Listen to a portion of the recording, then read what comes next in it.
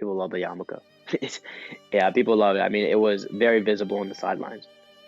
So obviously, like all the cameras always pick it up, and they love doing that. I mean, it's a very very visible. It's very obvious to who I am. Welcome, everybody. This is Ordinary People with Extraordinary Stories. I'm Chana Weisberg, host of this podcast. Today, I have an incredible guest that I'm interviewing, and his name is Sam Saltz. Welcome. Thank you so much for joining us all the way from Texas, right? Yep. Thank you for having me. So I found your story interesting because we live in a time when a lot of Jews are feeling very uncomfortable about visibly being Jews and visibly showing their Judaism. And here you are, a new player on the football team of A&M in Texas, Texas college football, and you go on there wearing your kippah and you're proudly Shabbat observant. So I found that quite refreshing, so refreshing to have that a person who's proud of their Judaism and actually shows it very visibly. Can you tell us, first of all, a little about your journey, how you got to play football, to play on the Texas A&M team? So my journey has been very interesting, I would say. I think because I didn't play football growing up, or played football in high school, which is probably a main requisite for playing football in college, or I would say is a main requisite for playing football in college. So I didn't play football growing up at all, aside from, in gym class or with my friends. But aside from that, it wasn't really like anything on the organized scale where there were pads and there were plays and there was, everything. So I didn't really have that experience. But when I got to college, there was something in me that had been, in a sense, like kind of reborn, like an idea that I had when I was younger that I should play college football. And as I began my journey in training to make the team, I learned a lot about, why I was doing it, and a lot about just spirituality and Hashem. And I began to grow, I would believe, as a person, as a Yid, as a Jew. And you felt that you were growing from being on the college football team? Well, I was growing from the journey at first, because I wasn't even there on the team at the beginning. I was going through the journey of working on making onto a team, which is, for those of you that don't know, for someone to not make it onto a college, or who not have played football in high school, and then to make it onto a Division I college football team at our division, is a very rare feat. It almost never happens. So, and coming, especially as someone who's coming at 5'5", it's really a stroke of Hashem, I would say, that happened in the first place. But I was training, and I began to train, and I had become acquainted with the head coach through going to his radio shows. And after that, I also began to train outside the facility every day. And after a good, I would say, about 11 months of training and 9 months of training outside of the facility, halfway through the season, they gave me a call and they gave me a chance to come on the team. That was last year in October of 2022. And thank God I've been there since. That's incredible. Yeah. So what did it take? It took, it sounds like it takes a lot of perseverance and a lot of training. Yeah. I mean, how much time are you training? Yeah, absolutely. I mean, so my training per day at that time was, I would say, it was about 4.5 hours. Wow. That on average, it was somewhere ranging between probably about 4 to 5. But then obviously I had to eat and I had to teach myself about football, so that also was about another 2 hours a day. So that I would say the full dedication of my day to football was about 7 hours. That's incredible. And you didn't even know at that point that you would get on the team. I mean, it was an unlikely shot, no? Yeah, I mean, ultimately, yes and no. So I mean, I was kind of like, in a sense, shooting a little bit in the dark when it would come to, I would say, the average person thinking about it would be kind of like a shot in the dark. To me, obviously, my journey was all about Hashem and Judaism. So my thought process was completely different, which is like one of those things that I learned through this journey, was that my thought process completely changed. And I understood that for me to accomplish this goal, I really had to rely completely on Hashem, or God, for those of you guys who may not be so acquainted with the lexicon. But it So really tell changed us my more perspective. about that. Like how did God play a role in your Yeah, in this journey? absolutely, absolutely. So I mean, first and foremost, I think the most obvious and most standing op vi the most standing example of this is the fact that I'm on the team. I mean, Mm, I would say that's the most, because there's so many things that you can do as a person. You can work as hard as you want and or as you can. You can control at least for certain factors, but ultimately you can't control for how people perceive you in certain respects, right? You can always be a respectful person. You can always be a good, hardworking person, but in some respects, you can't really control being in the right place at the right time. You can't control how people are going to necessarily look at you, right? We learn in the parsha or the Torah portion of I want to say in Va'era, I want hmm to say, and the ensuing Torah portions later after that about the plagues, where hmm In Egypt. right, exactly, where the plagues hmm in Egypt. So during the Exodus, where God hardens Pharaoh's heart, hmm right, and that's a thing, is that people that you're the way that people perceive you and act towards you, that's all within your connection to God, and uh, not even. How's that? Like, why do people perceive you with your how does it work? How I do you mean, see it working? I would say that ultimately it kind of deals with energy and the way that you put things out. Um, Mm, because there's a way that you can put things in it that's positive and things that's in a way that works in a negative way. And for you to be perceived well by others is very important. And you have, in some respect, you do have control over that, right? Again, you can be a respectful person. You can, in a sense, I guess, open doors for people. You can always be courteous. But at the end of the day, you don't have final control, right?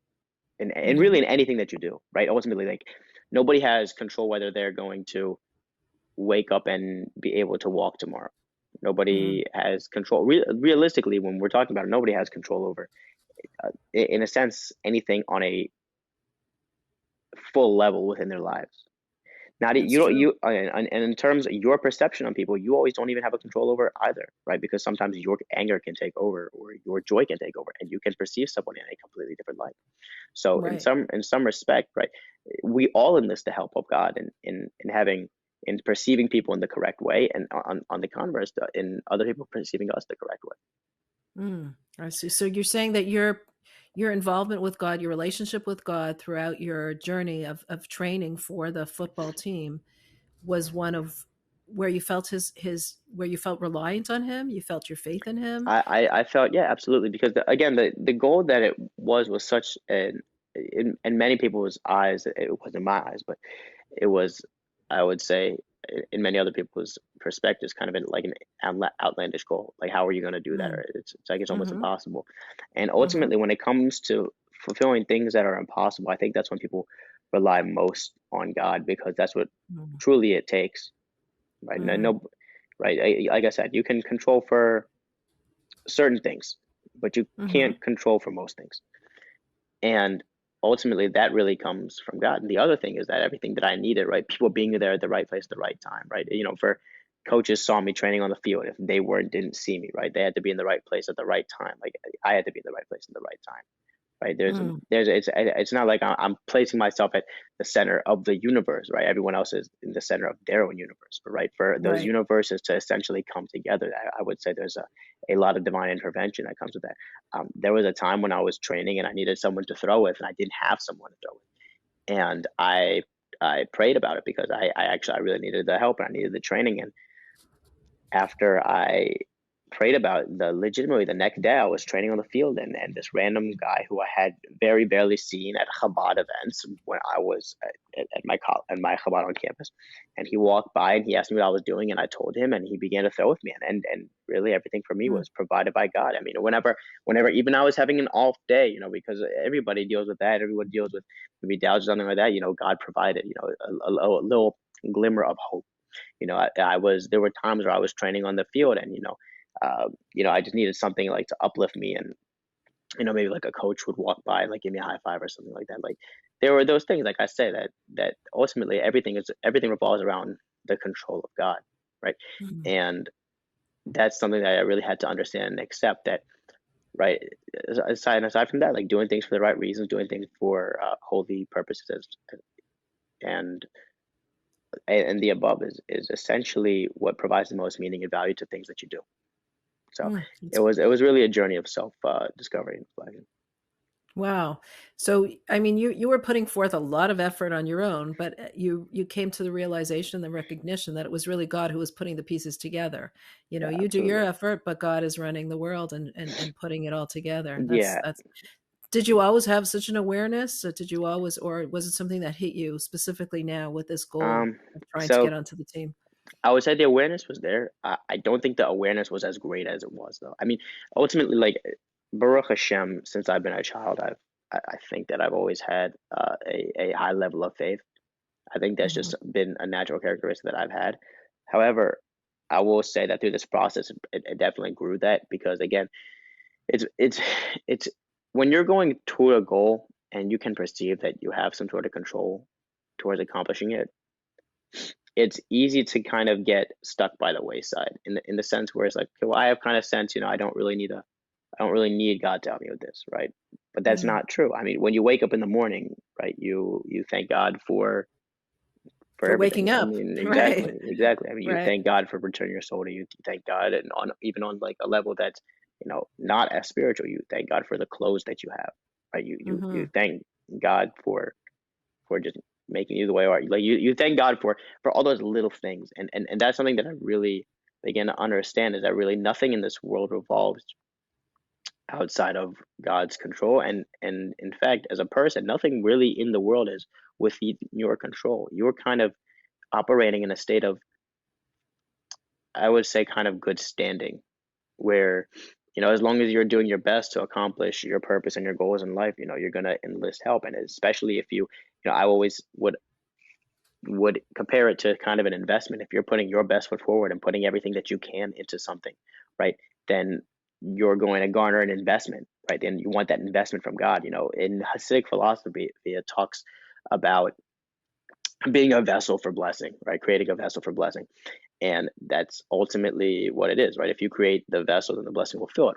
The vessel is Hmm. you, right? And the blessing, in a sense, is the Right. same way. It's like an investment. If Wow. you want to talk about it in business terms or in terms of any sort of investment in life.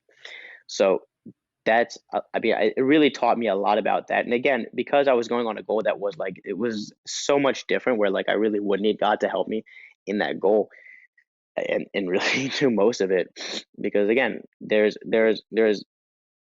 you can only control for so much, and I really learned that in that realm, I really had to rely on God. That's really all that there was ultimately. And I mean, there's a way of looking at that where it's like, there's your perspective, there's the outside perspective of the people who, were on the other side living it, right? And they were living their own reality and they were seeing their own things and they were seeing the world in their own eyes. Because ultimately, what it says is that people, it was like that people should act as if the world was created for them. That obviously means that people have a greater mission in life. And because they have a greater mission in life, it's incumbent to do things that, in a sense, are out of an ordinary, that leave an impact on the world, leave an impact on people, and help people live a better life. So I want to understand a little about how does it work, being a Shabbat observant player on the team? Yeah, How does that how do you do that? that's a very, very good question. So, I mean, the way I maintain that is you kind of have to look at things from a schedule perspective and from a time perspective. So, on a schedule perspective, if you look at it, on average, we're supposed to have about 7 games a season that are after Shabbat. And we have 13 games a season, so 12 regular season games and a 13th, which is hopefully a bowl game, which is when you have a game that, when you have a winning record, you get an extra game that you play, and that game can be anywhere throughout the week as opposed to just being on Saturdays. So the average, if you include that game for us, is 7 games that are played with a Shabbat friendly time, I would say. The Mhm. way that it works is that, so say there's a game that's a Shabbat friendly time. I the day before I take third meal, Sudash Lishi, and which is for those of you don't know, there's a meal that is supposed to be had on Sabbath or on Shabbat that is the third meal, right? So you have the first one at night, the second one during the day, and then you have a third one at the time after the Like afternoon, right late, after mincha. le- like Yeah, late afternoon, right? yeah. That Hmm. time around, I guess somewhere around before Shkia, before sunset, Before I think. sunset, Yeah, right? and then into Ben Ishmael and twilight and into the night. So there's a meal that is supposed to be had, and I my Chabad is great enough to pack me a meal that I keep in the fridge at the facility, and then I also keep books of Torah with me at the facility, At which which I at the football facility? At which yeah. So facility? at the football facility, so I Hmm. keep I put them there before Shabbat starts, Hmm. and then when I come, I have to be there 2 hours early, Hmm. so How I far sit. is it? Is it It's from a your it's a, it's from? about a 2 mile walk, I would say. Hmm. Hmm. But I have my books in the facility, so I can have third meal and I can learn Torah until the sun sets, and then I take a sitter with me or a prayer book. I take that with me so I can do the evening prayer more.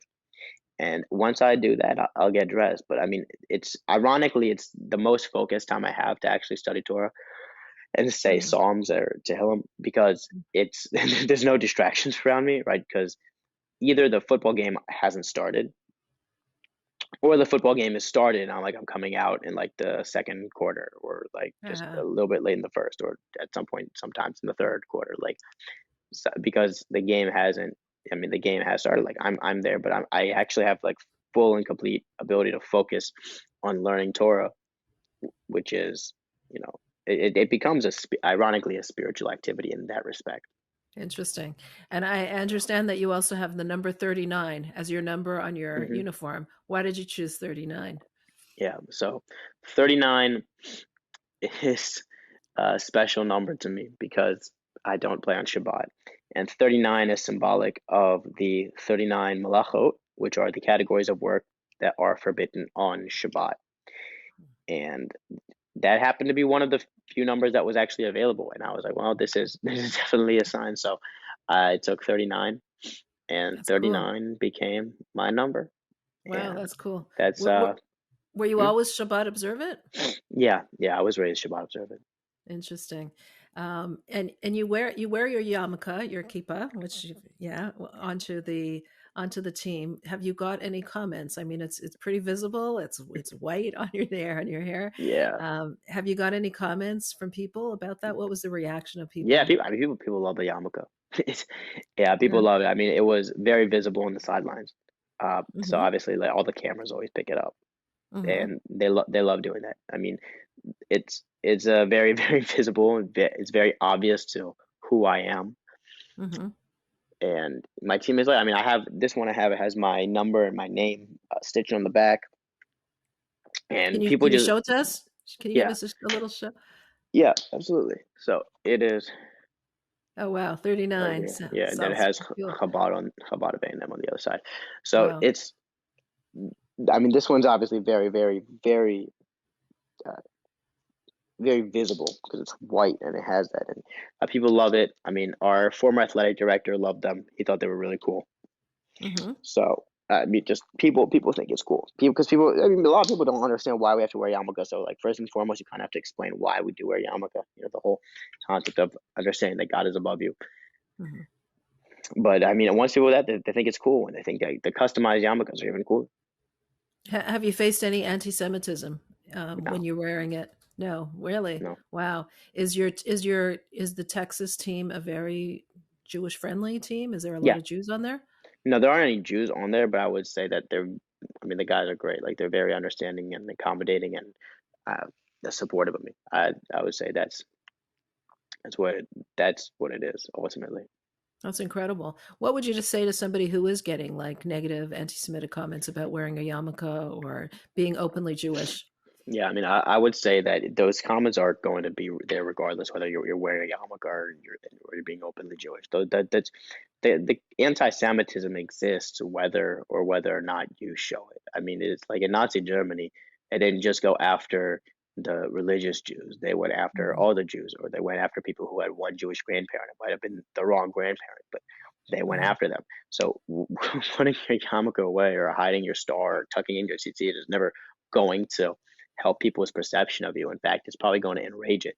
It's kind of, for Jews, it's always been this kind of like damned if you do, damned if you don't moment, Mhm. where it's like, if I try to assimilate, they're going to hate me. And if I'm too different, they're going to hate me. And you have to understand that when it comes to that, you had to stick to your guns and stick to your culture, because that's ultimately what it is. That's ultimately why you're here in the first place.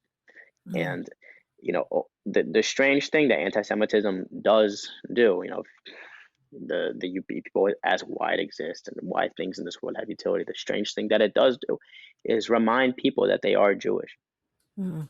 That's that they true. remind, and that's the unfortunate utility that it has, is that it reminds people that they are Jewish, and that they are not, in a sense, separated from the crowd just because you're, more liberal Jew, or more conservative Jew, or you're, whatever type of Jew you want to call yourself.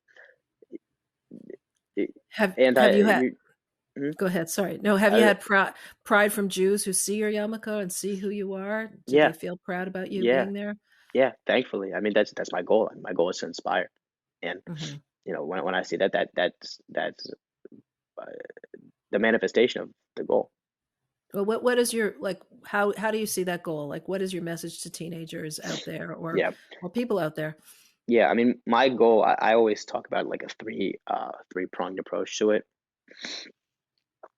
because it's never easy to give like a single straight up answer. But ultimately, I would say, in one word, my goal is to inspire. But in a broader sense, my goal is to obviously inspire, you know, my fellow Jews, and the teenagers especially, and the kids, to be proud of who they are, right? And never give up on their faith to be successful. I want to kind of disprove that, because for a long time in America, this was like kind of the status quo, where it's like, if you wanted to be successful, you had to conform, and you had to give up your faith and your Mm. values. And I want to show that this isn't, you don't have to do that. You can be successful because of your values. I mean, we're having this conversation because I'm Shomer Shabbat, right? All the Right. news do their publications on me because I'm Shomer Shabbat. It's not, Hmm. right. There's the only reason that I'm known and I'm a public figure is because I keep Shabbat, and I want people to understand that that's why I'm successful, is because of what's in my adherence to the Torah, and my values as a Jew. So I Hmm. want I want I want kids, and I want teenagers, and even adults, to understand that you are never going to not be successful by being proud of who you are, and being true to your values. Hmm. So that's the first part. The second part is, obviously, I want people to be inspired to live the life that they are supposed to live, like, in where everyone has a goal that they're born, or a purpose that they're born with, and I want people to fulfill that purpose. I want people to understand why they're here. I don't want people to think that the only fulfillment of life is, a 9 to 5, or, I mean, listen, if that's your purpose, that's your purpose. But I want people to use their unique things to better the world, and make it, and serve Hashem with their talents. Like, those what I want. I want people to be inspired to follow, in a sense, their dreams, and to accomplish the things that people told them they weren't going to be able to accomplish. Or And that's what you're doing with your playing in the football team. exactly. Wow. And your third approach, your third prong, was there a third one? So the third one was, it was inspiring. It was inspiring, through Judaism. It was inspiring. The third one was, I mean, on the other converse, is that for many young Jewish kids,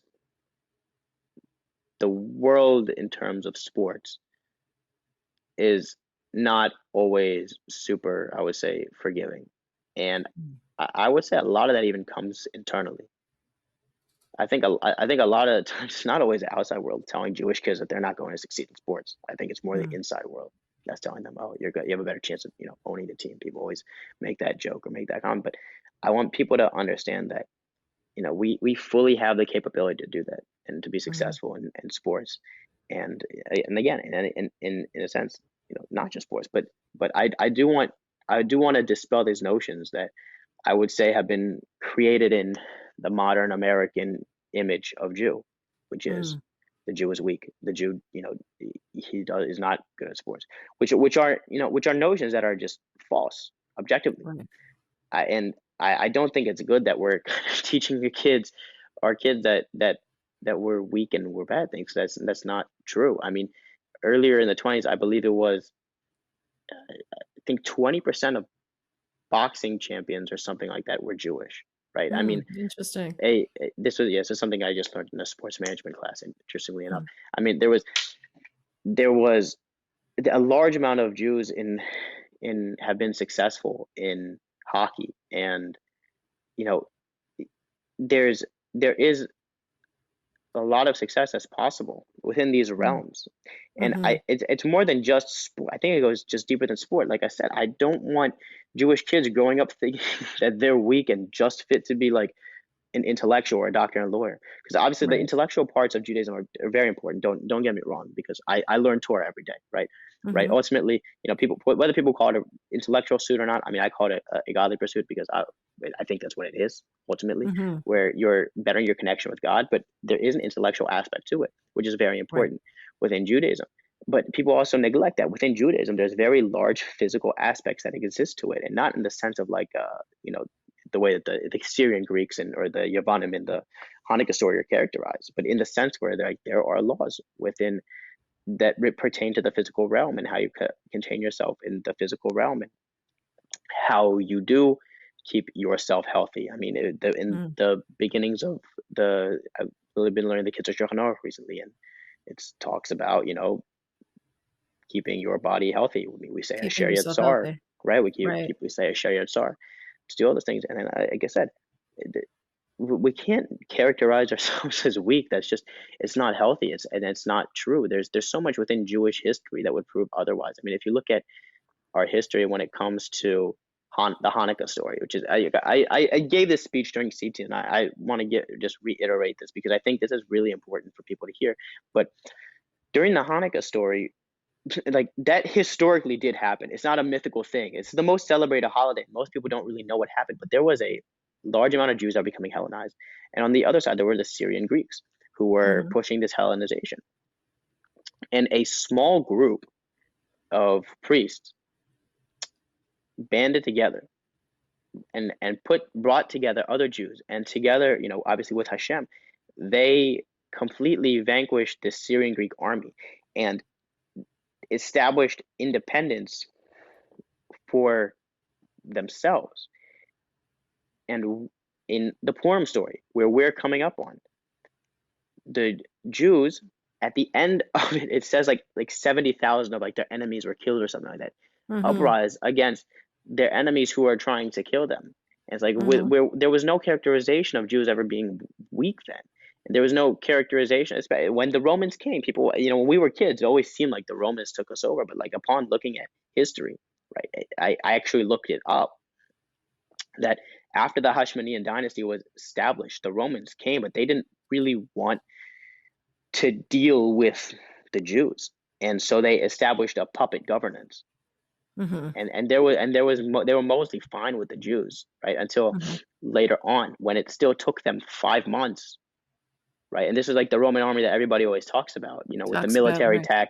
tactics and the strength, Right. and the leadership, people, and especially under Titus, who was the one Right. who ended up sacking the temple. But like, if you're looking at this Roman army, that people, again, they always talk about it Look being at the us best, so some of the strong. best, Right. right, exactly. Right. But right, So you don't want people to look at Jews as weak. You don't want Jews to look at you want us to be no, strong. You want yeah, us to and be able to right, do whatever we want to do, not to be boxed right, into any kind of and yet you're also inspired by your connection to God. You feel God is the yeah. one that does that's everything. that's ultimately what it is. I mean, because, like, if you look at through all the stories about history, it's like there's a large army that are quite strong. I mean, the Greeks also were not a weak army, and Mhm. here you are, this band of small Jews that have belief in God and belief, in their way of life, and that's ultimately what Who succeeds, right? person, That's what. right? Exactly. And like that was the thing, that army by Titus, how, you know how many months it took them to take down Jerusalem, which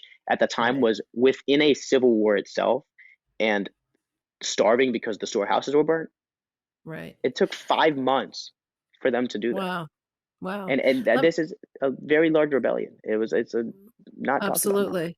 Let me ask you, how do you deal with, I mean, you're talking about successes. How do you deal with disappointment? How do you deal with disappointment in your life or when you haven't succeeded? I mean, you succeeded to get on the team, but what do you do when you have a disappointment? How do you look at it that way? Yeah, I mean that's a good question. I try my best to look at things from the positive perspective. Hmm. I mean, th- there was I grew up around Chabad, so there's a lot of I would say influence from the Rebbe's teachings Well, on. can you tell us a little bit more about your connection to Chabad? I mean, you Yeah, see, yeah, you have it on your yarmulkes. You have the seateen, you yeah. So have I the. mean, obviously, I'm very active at the one here on campus. I was in C Mhm, team when I was a teenager, but I mean, even like way before that, I grew up around two pairs of Chabad shluchim. So I grew up going to one shul, which at that when I was growing up was actually an Ashkenazi shul that had a Chabad rabbi, and then it became a Chabad later. And then uh-huh. on there was a second shul that we all That went. was where that was in It doesn't Philadelphia. feel in Philadelphia, yeah, but Abraham Hmm. Chabad. So I grew up with the Hmm. rabbi and Leah Goldman, and obviously I'm thankful for my relationship with them. I Hmm. believe it's very foundational to who I am. Hmm. And yeah, I mean I grew up around them, and I grew up around Rabbi and Chava Schmidt on who were also in Philadelphia. Their shul was a block away from Ben Abraham, which is the shul that I went to, where I go to back when I'm in Philly. And I was that perspective, I believe, really did find a large place in my life. And the Hmm. perspective on especially this teaching of the rabbis, like having the positivity bias, that's kind of seeped into the way that I do things. So when I look at things in life, I do my best really not to look at it from a disappointment level, but I look from a why is it happening kind of perspective, right? Hmm. What did I do, or why is it supposed? What's the utility, right? What's the purpose for such a thing happening? What's this going to teach me? So what I've learned is this lesson, ironically, from I believe it was the Parsha 2 weeks ago, where Moses asks to see God's face, and God says, "Nobody can see my face and live, but I'll show you my back." And the lesson that I always hold on to from that is that, and when something happens, you don't understand why it's happening, but in retrospect, you're going to be happy that it's happening. So, like, you can never Hmm. understand why God does things at face value when it's happening to you. And that's just because humans are finite in knowledge and understanding, and our mind doesn't really wrap fully around why things happen because it can't. But Hmm. when after it happens, right, you'll be like, oh, wait a minute, I'm grateful that it happened, that there was a reason for this You can and why see. it was supposed to Yes. happen exactly. And in that sense, like, you're kind of seeing God's back, where it's like Hmm. that's Hmm. that's where the understanding finally comes in. Is it's kind of in the retrospective angle. Right, right. Wow. And of course, you're involved with Chabad now in Texas, Chabad on Yeah. campus. Hmm. Uh-huh. Interesting. What are your dreams for the future? What are your plans or dreams? Yeah. I mean, obviously, my biggest dream, I would say, is to continue inspiring and spreading my message. Hmm. That's ultimately what I want to do. I love speaking. I I mean, publicly, especially. That's something that I would also like motivational speaking. That's something that I would like to get into as a field. Obviously, when it comes to professional football and everything like that, I'm doing my best to get to that stage so I can further my message. Hmm. I think ultimately, like I said, everything that someone does has to be done with purpose, and there's a reason, right, for why people do things and why things have to be done. And if you align, and you have to align yourself with a godly purpose of doing things. And ultimately, I mean, for me, that's mine. Is that I need to spread my message, and to be on a bigger stage, like being in the National Football League, would allow me, uh, I would say, greater, not just greater audience, but as well as just greater ability to have people come listen to my message. Because again, Hmm. this isn't really, at the end of the day, it's not about me. Yeah, but I'm grateful enough that I have experienced certain things where I've been able to understand in certain respects how I should operate, how the world operates, and I want to spread that to people. I want people to have faith. I want people to live lives of meaning. I want people to live lives of purpose. And for me, in order for me to spread that, I need a larger platform. That's Mhm. ultimately what it is. So are you looking to national football for your future? With God's help, yeah. With God's help. Wow. And I guess you'll still be a beacon of light there with your yarmulke and your Shabbos You know, observance always.